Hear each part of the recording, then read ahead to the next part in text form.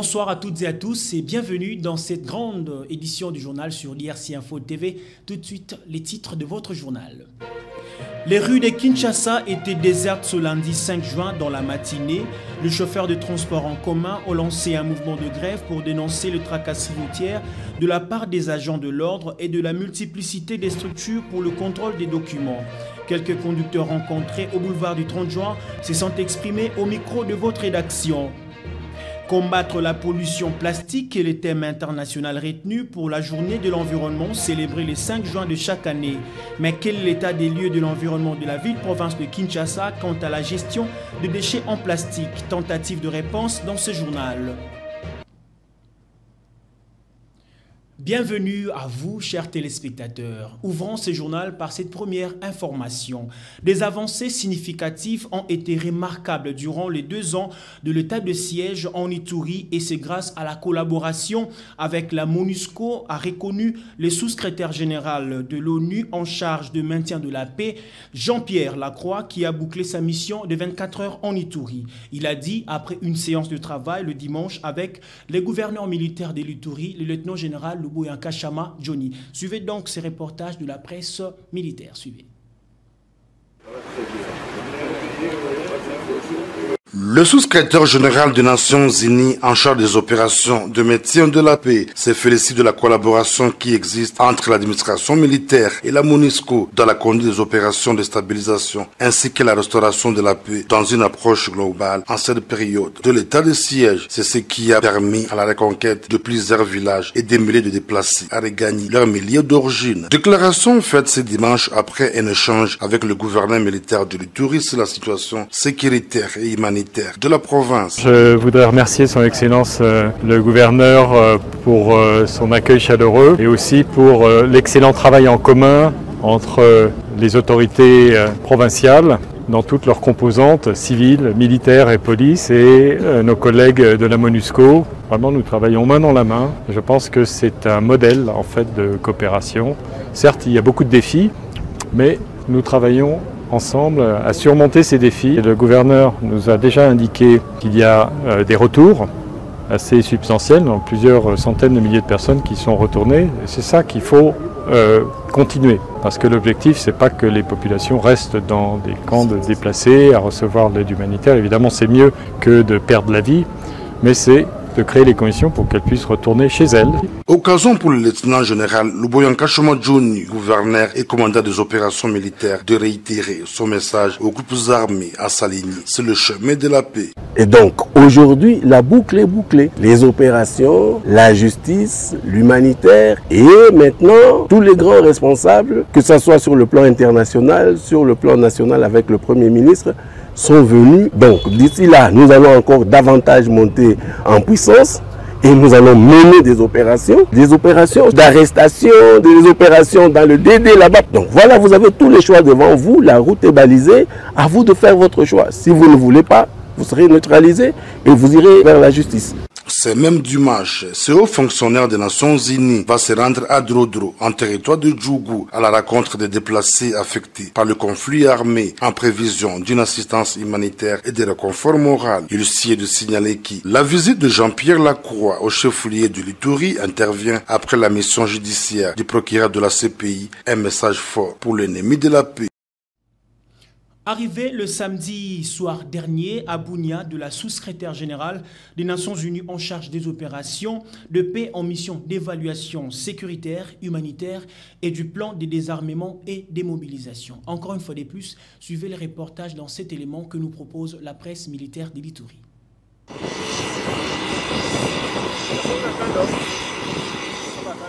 Après l'étape de Goma, de la province du Nord Kivu, le sous-secrétaire général des Nations Unies en charge des opérations et maintien de la paix est arrivé ce soir à Bunia.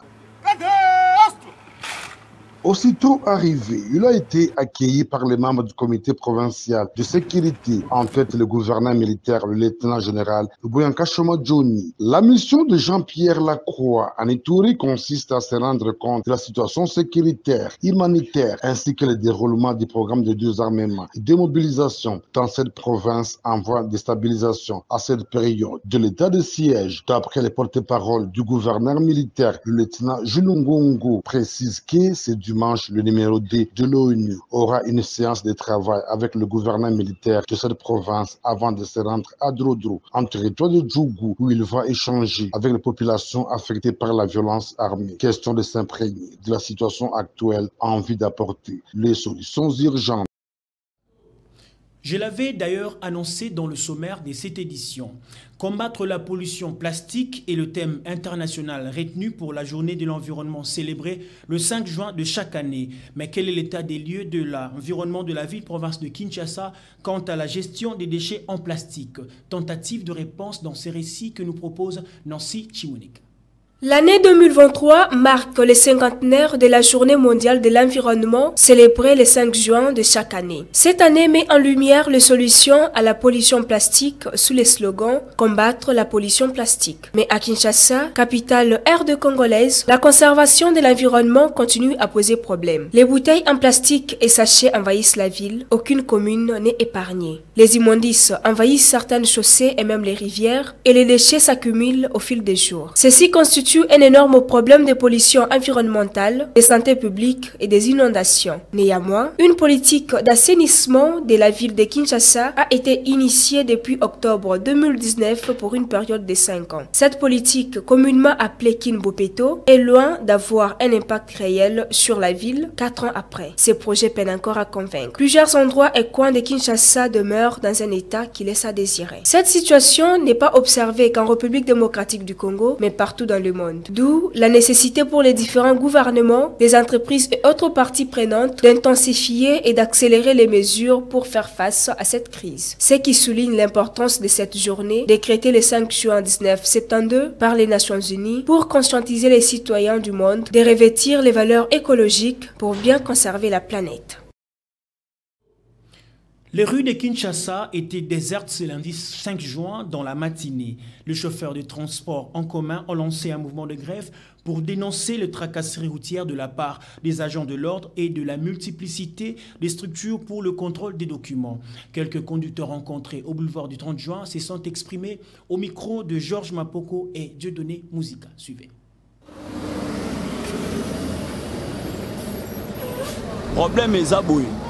Tracasserie na mboka eleki trop.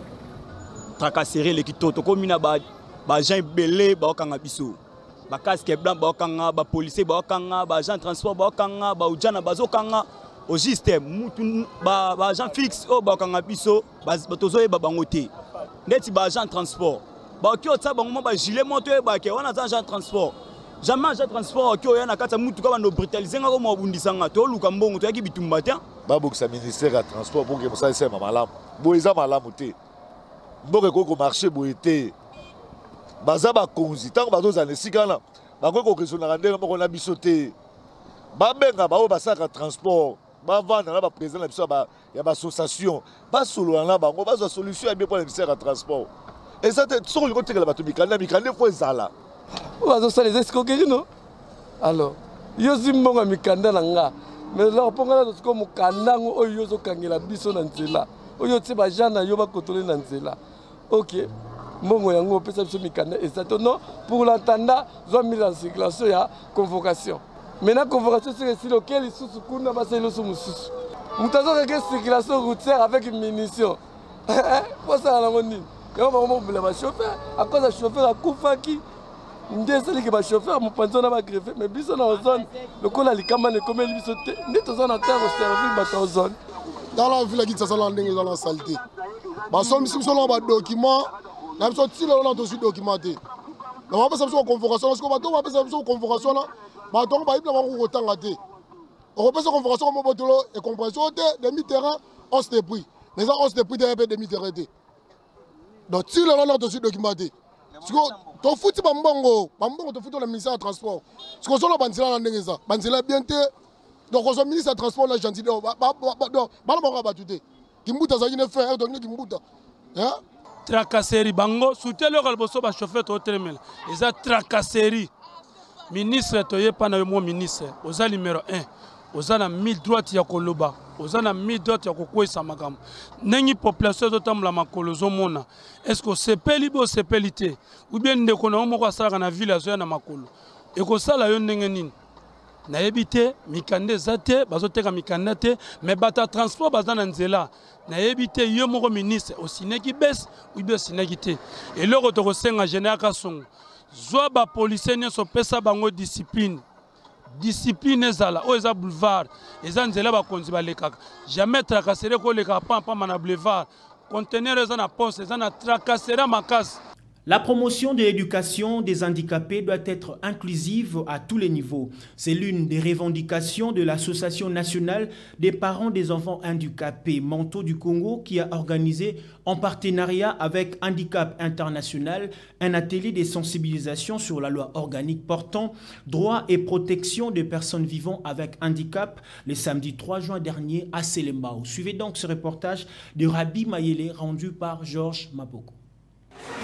À travers cet atelier, l'Association nationale des parents des enfants handicapés mentaux du Congo, ANAPEMCO en sigle, en partenariat avec Handicap International, ont passé le message selon lequel les enfants handicapés ont aussi droit à l'éducation, à la santé, à la réadaptation et à l'emploi à leur âge majeur, comme tous les autres, en présence des chefs d'établissement scolaires, des agents des zones de santé, des employeurs et des représentants des différentes communes de Kinshasa. Le président national de l'ANAPEMCO, Kalutu Hilaire, a rappelé aux uns et aux autres la mission qui est la leur. Les enfants handicapés en République démocratique du Congo, singulièrement dans la ville-province de Kinshasa, ces enfants-là n'ont pas l'accès à l'éducation, n'ont pas l'accès à la santé, pas d'accès à l'emploi, et ces enfants-là n'ont pas d'avenir.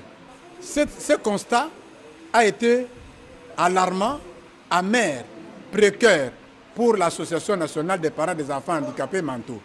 Il a fallu que nous prenions nos dispositions pour que l'enfant, dès son bas âge, puisse maintenant être déjà éduqué, soigné, nourri, et à l'âge d'adulte, il peut maintenant travailler. Nous avons ensemble avec notre partenaire privilégié Handicap International, nous avons organisé cet atelier pour sensibiliser la société civile, les autorités, tant politiques qu'administratives, pour qu'ils prennent en main la loi organique portant droit et protection des personnes handicapées, afin que cette loi-là soit d'application pour que les enfants handicapés puissent vraiment être préparés pour leur avenir et qu'ils soient utiles dans la société. Les enfants handicapés méritent un traitement digne pour leur meilleure intégration dans la société. Tout le monde est invité à s'investir à cette fin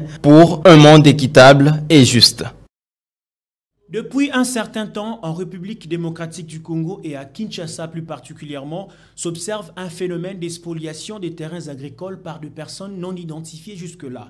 C'est le cas du site agricole de Lukaya dans la commune de Mongafula, où les maraîchères et maraîchers de ces coins du pays ont du mal à exercer leur travail au quotidien. Suivez donc ces reportages. Quelques années, de maraîchères et maraîchers de la ville-province de Kinshasa et d'autres agglomérations de la République démocratique du Congo sont confrontés au phénomène d'expoliation des terres agricoles. Face à ces phénomènes, ces derniers perdent leurs espaces où ils exercent l'agriculture et l'élevage du petit bétail au profit des lotisseurs qui érigent soit de maisons d'habitation au grand désarroi de maraîchères et maraîchers. Et pourtant, ces sites sont des véritables greniers agricoles de la ville-province de Kinshasa. Le même problème refait surface ici dans la commune de Mongafula, au site agricole de Lukaya, ou de personnes malveillantes spolient chaque jour les sites avec force. Comme on peut bien constater, de part et d'autre, de maisons ou bâtiments qui sont en train d'être construits sans tenir compte des propriétaires du site. Le site de Lukaya à Mongafula, qui fait frontière avec Lemba Imbu, est exposé et menacé par ce problème, comme les sites Mango,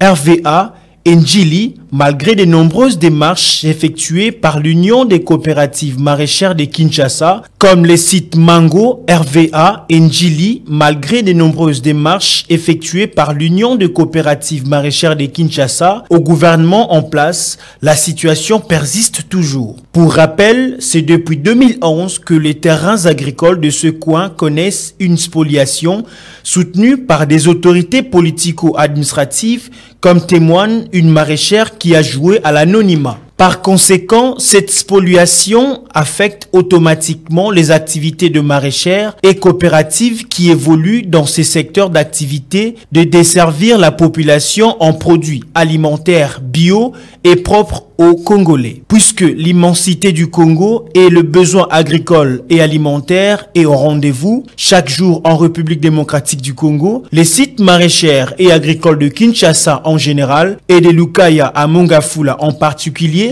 mérite soit délocalisé ou indemnisé pour que Kinshasa ait son vivier important pour la capitale.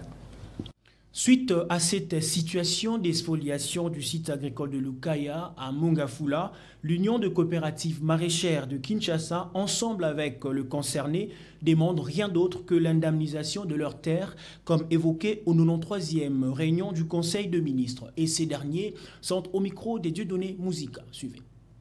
L'État afuta biso, apesa biso mbongo ndengi ya zuma bele na biso.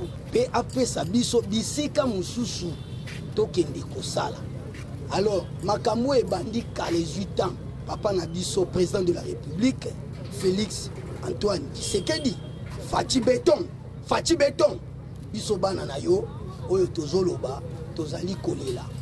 Yo nde muto ye po sunga biso po makambo ebandi kala, to nyokwami. To contribuer na oyo na COP 27 papa président osignaka na Paris olobaki ke Congo akokota na kati ya réduction ya quelques pourcentages na bosani limbisanga papa président pour na toyeba atténuation par rapport au changement climatique biso site ezalaki tolonaka banzete toloni bebilo rebele soki il fallait basa la crédit carbone ba calculer biso lingaye ba contribution na biso à travers ya vie ya Kinshasa et à plus forte raison so d'extrapoler na monde comment biso to bandeja ko contribuer nde ebungaki biso totangi ba université na mbongo oyo bilanga totangi ba université ba parents biso ba souffrir toza en poste président de la République ayoka kolela ba parents na biso ayoka kolela na biso ba maraîchère ayoka kolela na biso en tout cas na conseil des ministres papa olobaki so ba maraîchère zaki na deuxième position posa na biso ezali papa oyoka kolela na biso o indemniser biso donc o décanter situation na biso musale zate songi sabilaga na biso nzambe tala tosali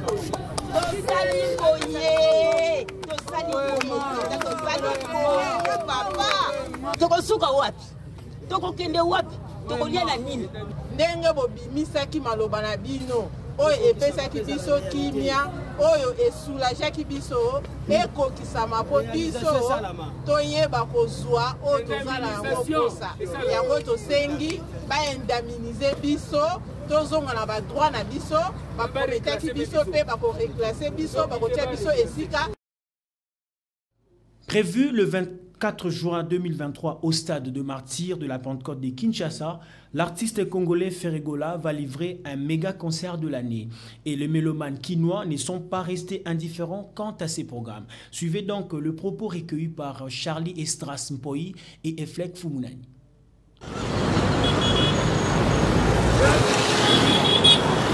Bon, pour la biso ba fan affaire, bon, premièrement, et là on a zaki na posana loba.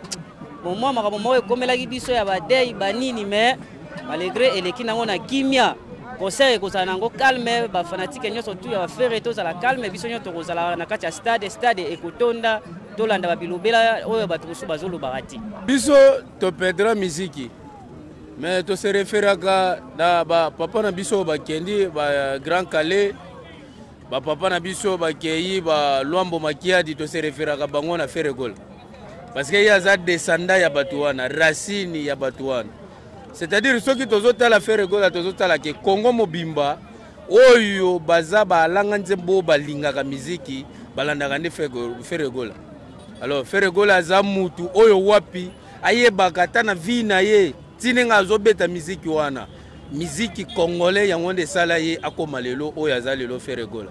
Alors pona ye tobwakela kaka ba fleur lokola garda osature wana ya kozongisa ba image ya ba papa wana lokola ba Madilu system kozongisela biso ba Franco na vie kozongisela biso ba voix kozongisela biso kofanisela biso rumba akena mindele te me afanisa biso rumba lobike no bana Kinshasa Congo mobimba ba se retrouver na kati ya ba wenge parce que na minute yoyo wenge mobimba ezalaka lisusu te me wenge tikala ne Ferregola wenge c'est Ferregola.